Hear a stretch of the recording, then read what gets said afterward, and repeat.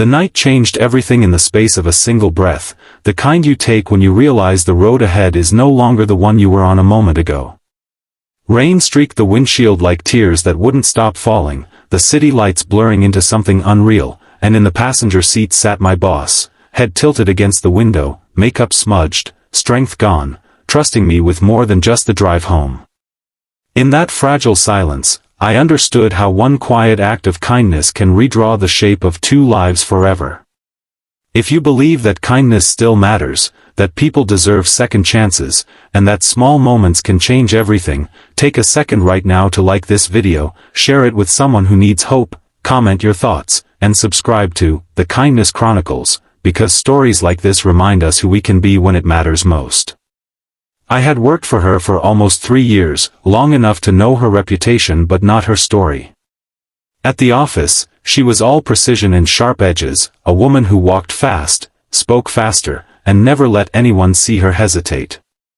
People whispered that she was cold, that she climbed the ladder by pushing others down, that she had no patience for mistakes or weakness.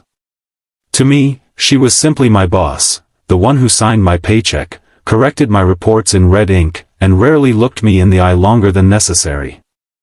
I stayed invisible by choice. Being noticed felt dangerous when you came from a life where attention usually meant trouble.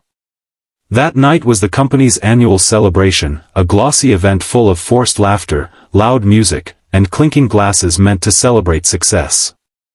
I almost didn't go. Crowds drained me, and watching executives pretend to be relaxed always felt exhausting. But attendance was encouraged, which meant mandatory. I stood near the edge of the room, nursing a soda, watching my coworkers slowly transform under the influence of alcohol. That's when I noticed her. For the first time since I'd known her, she wasn't in control. Her laughter was louder, her movements slower, her eyes heavier. Each drink seemed less like celebration and more like an escape. I told myself it wasn't my concern. She was an adult, powerful, untouchable. But when the night wore on and people began leaving, I saw her stumble near the exit, phone slipping from her hand, heels betraying her balance. No one rushed to help. Some looked away.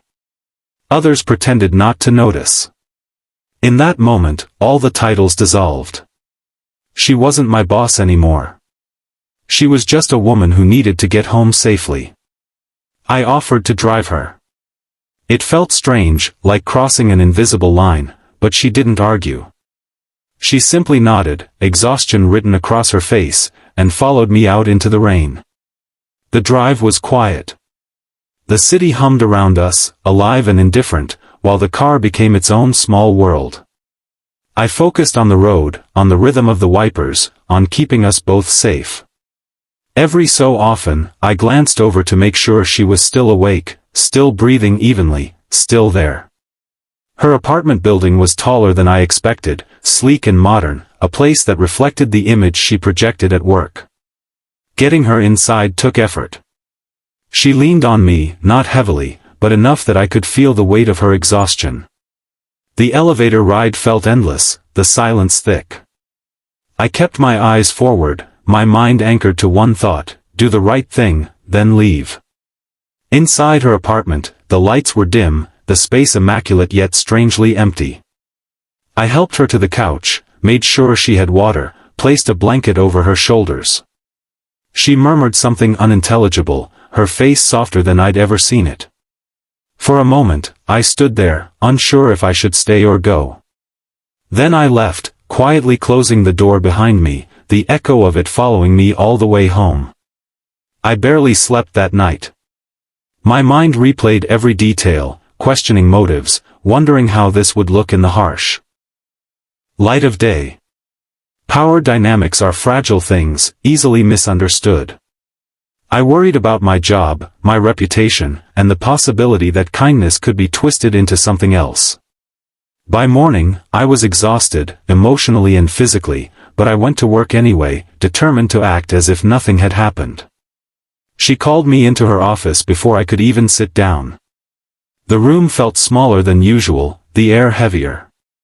She looked different, tired, yes, but also vulnerable in a way that startled me. She spoke carefully, as if each word mattered more than usual, asking about the night, about getting home, about whether anything had happened. The question hung between us, loaded with fear and relief and something unspoken. I told her the truth. I told her that she'd been safe, that nothing inappropriate had occurred, that I'd only done what I hoped someone would do for me.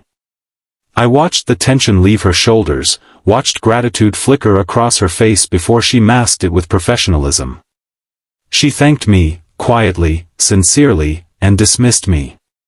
From that day on, things changed, not dramatically at first, but in small, meaningful ways.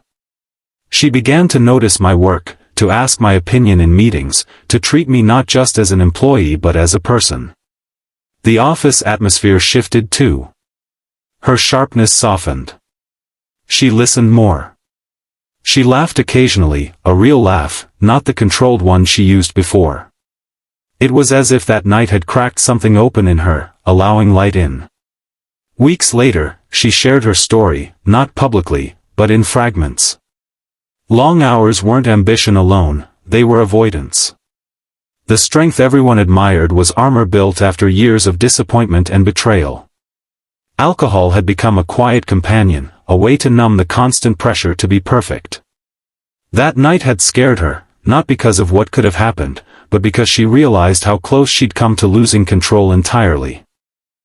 For me, the experience forced a reckoning with my own fears.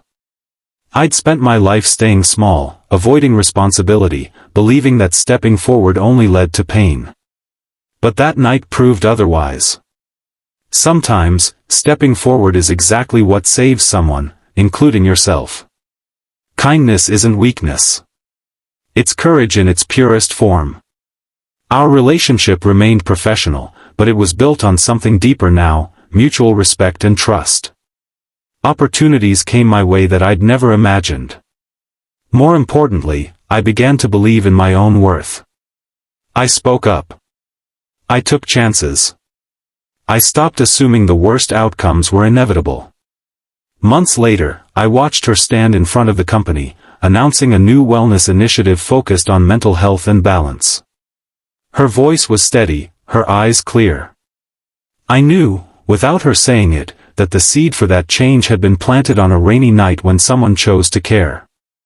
If this story stirred something inside you, if it reminded you that kindness can ripple outward in ways we may never fully see, please take a moment now to like this video, comment, share it with someone who might need encouragement, and subscribe to The Kindness Chronicles.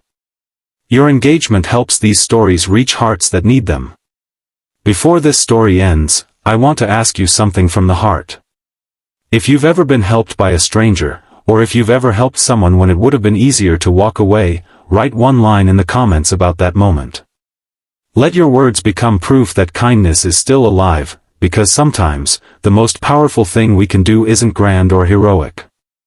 Sometimes, it's simply driving someone home safely, expecting nothing in return, and trusting that doing the right thing will find its own way back to us.